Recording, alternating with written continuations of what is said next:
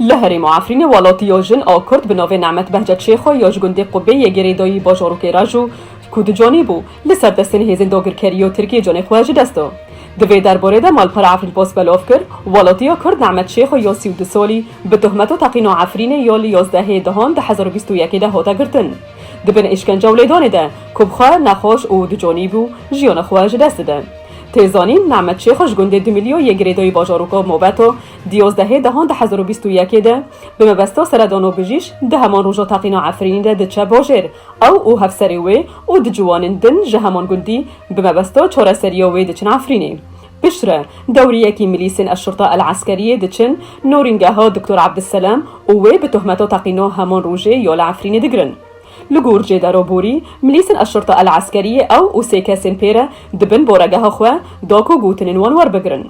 جنا کرد به تبی نخوشی خو لبارگاه الشرطه العسکری راستی îşkence و lêdanê هات تا جهش خو کرد و پشتره به فرمان سرباز ترک هر 4 تنه آزاد کردن لی او جنا دجانی ج خرابیا روشاوی جبو نخوش خونه یا ابن سینا یا لعفرین تیبگو هستن و پشتی دروجان جیان خواهج دست دن هجای گوتنه که هر سه کسین دنجی راستی لیدانه که تند هاتن به تاوی خویا کرنوان چه صدمین هاتن عفرینه ترمی والاتیا کرد نعمت شیخ و گورستان گنده قبه هاته و شورتن و دره و رسما شیناوی دجی خوادین ویج ترسان را صدما رستقینه ندان خویا کرن که هزین داگر کریا ترکن لیدو گوتن کب صدما نخوشیا کورانه جان خواهج دست دوین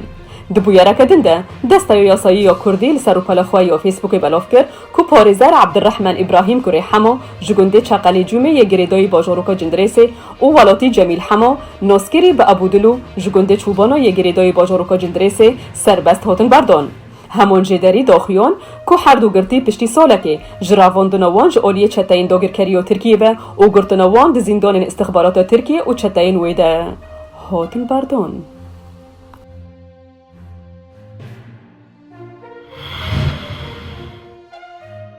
ایرول دمج مرسسه پشتی نیورو بالافرeke bêpîlot ê Tirkiyê li bajarê Kobaniyê otomobîlek bombebaran kir. Li gorzaniyariyan balafireke bêpîlot otomobîlekê pêşiya Meclisa Edaletê yol taxa Kobaniyan û armanc kiriye.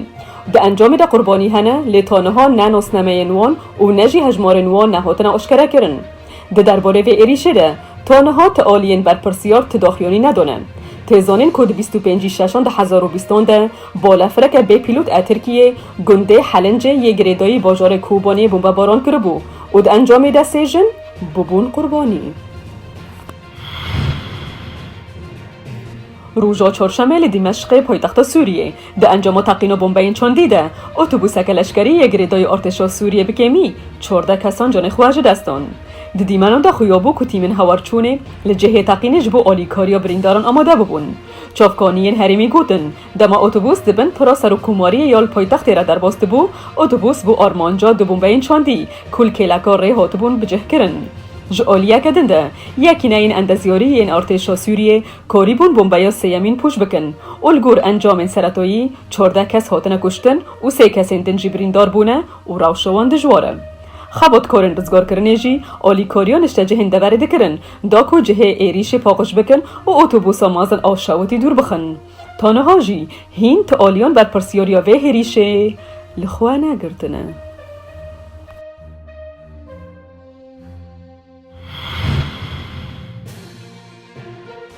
الکساندر لافرنتیف شاندار تایبەت یê serokê Rûsyayê ji bo Sûriyê û endamên şanda Rûsyayê li gel gêrbêdirsan şandarê taybet yê netewên yekbûyî û tîma wî li Cinêva Swîsrayê hevdîtin pêk anîn. Têzanîn ku civîn li vêla Labilos di dawiya roja duyem a karên pêngavan nû a danûstandirên dariştina destûreke nû ji bo Sûriyê birêve çû. Her wiha tê çoverê kirin ku di rojên bê de şandarê Rûsî hevdîtinên din jî di perawîza danûstandirên Komîta Destûra Sûriyê de pêk bîne. Di heman mijarê de roja yekşemê şandarê Rûsyayê li gel wezîrê derveyê wî welatî Sergî Firişnîn seredana Şama paytexta Sûriyê kirin da ku li gel serokê Sûriyê Beşar el-Esed bicivin. Her wiha da ku hevkariya aborî di navbera her du welatan de û hevkariya li dijî terorê gengeşe bikin.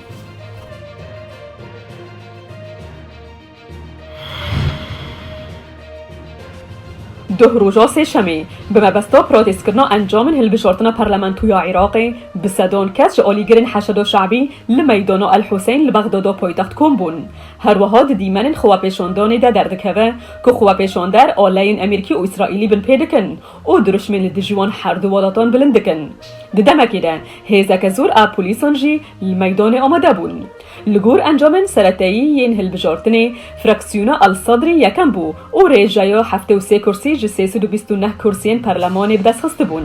تیزانین که حکومت گلگلی لسر پروسایا دنگدانه و انجام نوی ورگرتنه هر وها پشتی جدا کرنا دستی یا هندنگان فراکسیونا الصدری 73 کرسیین خواه پاراستن تجاوره کرن که دموایو ده هفتهان ده و دادگاه ها فیدرالی یا عراقی وان انجامان پسند بکن لأولیا کیدن به طبیعی هنگلی جبو کمیسیون بلند آسر بخواه یا هلبجارتنان لحریم کردستانی هیز و پارتین کرد این ده هلبجارتنان ده سرکتنه رازی بونه خواه جه انجام هلبجارتنان در بریم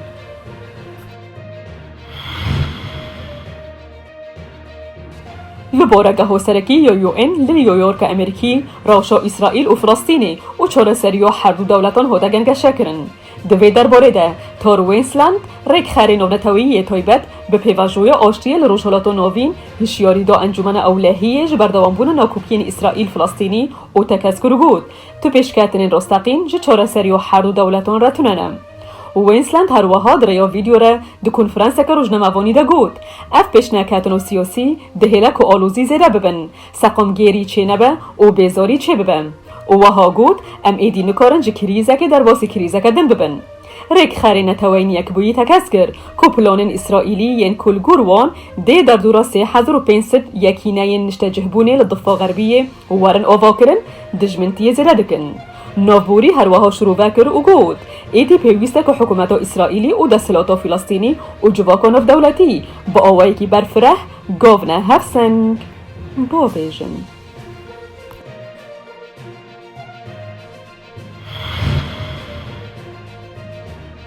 ایرو چهارشنبه ولکان لچیای اصل هریما کوماموتویا یابانی چه بو لگور دستایو کشو هوای عزمانی یا خواجهی و یکی هیچ کو دستلات شیارین به پلیا سیم بدن